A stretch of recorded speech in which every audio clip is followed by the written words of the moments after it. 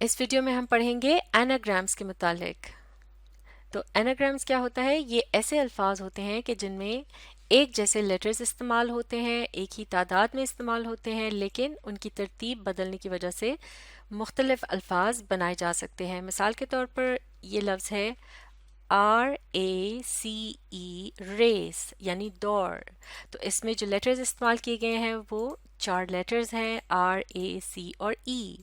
تو انہی لیٹرز کو اگر ترتیب ان کی بدل کر ایک اور لفظ بنا لیا جائے، جیسے کہ یہ ہے لفظ کیئر، CARE، کیئر یعنی خیال رکھنا یا خیال، تو اب اس لفظ کے اندر جو لیٹرز استعمال کیے گئے ہیں وہ بالکل وہی ہیں جو کہ لفظ ریس کے اندر استعمال کیے گئے تھے۔ تو فرق صرف یہ ہے کہ اب کی بار اس لفظ کے اندر لیٹرز کی جو ترتیب ہے صرف اسے بدل دیا گیا ہے اور ایک اور معنی خیز لفظ بنا لیا گیا ہے۔ تو اس طرح سے لفظ ریس اور کیئر آپس میں ایناگرامز ہیں ایک دوسرے کے۔ تو اسی طرح سے دیکھتے ہیں یہ ایک اور ایگزامپل، یہ ہے لفظ پارٹ یعنی حصہ، PART، پارٹ۔ اب اسی جو لفظ ہے اور اس میں جو استعمال ہونے والے لیٹرز ہیں ان کی ترتیب کو اگر تبدیل کر دیا جائے تو ایک اور لفظ بنایا جا سکتا ہے، یہ ہے ٹریپ یعنی پھندا، TRAP، ٹریپ۔ تو اس میں وہی لیٹرز استعمال کیے گئے ہیں جو کہ لفظ پارٹ میں استعمال کیے گئے ہیں، جیسے کہ P بھی یہاں موجود ہے دونوں جگہ پر، اسی طرح A ہے، لیٹر A اور R، اور پھر لیٹر T ہے۔ اور یہ جو ہے الفاظ کی ترتیب کچھ اس طرح سے ہے جیسے کہ جو لفظ لفظ پارٹ کے اندر شروع میں آ رہا ہے وہ لفظ ٹریپ میں سب سے آخر میں آ رہا ہے، اور اسی طرح باقی کے لیٹرز ہیں۔ لیکن اس کے علاوہ بھی ترتیب کسی طرح سے بھی بدلی جا سکتی ہے تاکہ کوئی ایک معنی خیز لفظ بن سکے، جیسے کہ یہ ہے لفظ ہارٹ یعنی دل۔ اس میں لیٹرز جو استعمال کیے گئے ہیں وہ ہیں HEAR اور T۔ تو اب ان کی ترتیب اگر بدل لی جائے اس طرح سے کہ یہ معنی خیز لفظ بنے گا ارتھ، EARTH، ارتھ یعنی زمین۔ اب ایک اور لفظ دیکھتے ہیں KNEE، نی یعنی گھٹنا، اور اس کی ترتیب بدل کر بن گیا لفظ کین یعنی کسی چیز کا شوق رکھنا، KEEN، کین۔ دونوں ہی میں ایک ہی جیسے لیٹرز استعمال ہوئے ہیں، صرف ترتیب بدلی گئی ہے۔ تو ریس اور کیئر ایک دوسرے کے ایناگرامز ہیں، اسی طرح پارٹ اور ٹریپ آپس میں ایناگرامز ہیں، ہارٹ اور ارتھ ایناگرامز ہیں، اور نی اور کین یہ دو الفاظ جو ہیں یہ آپس میں ایک دوسرے کے کیا ہیں؟ یہ ایناگرامز ہیں۔ چلیے اب اس سے متعلق ایک چھوٹی سی ایکٹیویٹی دیکھتے ہیں۔ Make anagrams by rearranging the letters in the words below, یعنی ہم نے بنانے ہیں ایناگرامز دیے گئے جو الفاظ ہیں ان کے لیٹرز کو ری ارینج کر کے، ان کو تبدیل کر کے۔ تو دیکھتے ہیں پہلا لفظ کیا ہے، یہ ہے میٹ، MEAT، میٹ یعنی گوشت۔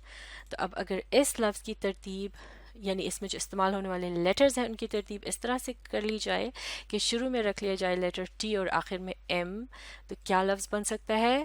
باقی جو ہمارے پاس 2 لیٹرز بچے ہیں جنہیں استعمال کرنا ہے وہ ہے E اور A۔ اگر اس لفظ میں ہم A پہلے اور E بعد میں لگاتے ہیں تو کوئی خاص معنی خیز لفظ نہیں بنتا۔ تو اس طرح سے پھر اب ہمیں کیا کرنا ہے، پہلے لکھیں گے E اور بعد میں A، تو کیا بن گیا؟ یہ ایک معنی خیز لفظ بن گیا جو کہ ہے ٹیم، جیسے کہ کھلاڑیوں کی ٹیم ہوتی ہے جو مل کر کھیلتے ہیں۔ اب اسی طرح سے دیکھتے ہیں ایک اور لفظ، یہ ہے ایٹس یعنی کھاتا ہے یا کھاتی ہے۔ اب یہاں جو لیٹرز 4 استعمال کیے گئے ہیں EAT اور S، انہی کی ترتیب بدل کر ایک اور لفظ بنانا ہے۔ تو یہ جو لفظ ہے اس کے شروع میں لیٹر S اور آخر میں T آئے گا، اور باقی کیا بچا ہے ہمارے پاس E اور A، ان کا استعمال کس طرح سے کرنا ہے۔ اگر A اور A پہلے E بعد میں لکھتے ہیں تو کوئی خاص لفظ نہیں بنتا، تو پھر ہمیں کیا کرنا ہے، پہلے E اور پھر بعد میں A کا استعمال اگر کرتے ہیں اس لفظ کے اندر ان خالی جگہوں کو پر کرنے کے لیے تو ایک لفظ بن جاتا ہے جو کہ ہے سیٹ یعنی بیٹھنے کی جگہ یا گدی، اس کو سیٹ کہتے ہیں۔ تو اس طرح سے मीट और टीम एक दूसरे के क्या है, एनाग्राम्स हैं, और ईट्स और सीट क्या है, ये भी आपस में एक दूसरे के एनाग्राम्स हुए। एक और लफ्ज़ देखते हैं, ये है लफ्ज़ स्किन यानी जिल्द, और अब इसमें जो लेटर्स इस्तेमाल हुए हैं SKIN, इनका इस्तेमाल अगर करते हुए हम एक और नया लफ्ज़ बनाए कि जिसके शुरू में S और आखिर में K आए, तो बाकी क्या बचा है हमारे पास, जो दो लेटर्स हैं वो है I और N। इनका इस्तेमाल अगर करें, N पहले I बाद में लिखें तो कोई ख़ास मानी खेज लफ्ज़ नहीं बनता। तो पहले क्या लिखना है, पहले आएगा I और फिर N, और इस तरह से ये लफ्ज़ बन जाएगा सिंक, जो कि एक गहरी जगह होती है, एक किचन के अंदर एक जगह बनी होती है कि जहाँ पर एक टब की तरह से होता है कि जिसमें बर्तन जमा किए जाते हैं, उन्हें धोया जाता है, उसे सिंक कहते हैं। तो स्किन और सिंक क्या है, ये भी एक दूसरे के एनाग्राम्स हैं। अब ये है लफ्ज़ लास्ट यानी आखिरी, इसमें जो लेटर्स इस्तेमाल हुए हैं LAST, लास्ट, ये 4 लेटर्स जो हैं इनको अगर तरतीब इनकी इस तरह से रखी जाए कि S पहले और T आखिर में आए, बाकी क्या लेटर्स हमारे पास बचे हैं L और A, इनका इस्तेमाल करना है। अगर इस लफ्ज़ को इस तरह से लिखा जाए कि L पहले और A बाद में आए इन खाली जगहों पर, तो कोई ख़ास मानी खेज लफ्ज़ नहीं बनता। तो अब हमने क्या करना है, पहले आना चाहिए A, बाद में L, तो क्या लफ्ज़ बन गया, सॉल्ट यानी नमक। तो इस तरह से लास्ट और सॉल्ट आपस में क्या है, ये एनाग्राम्स हैं।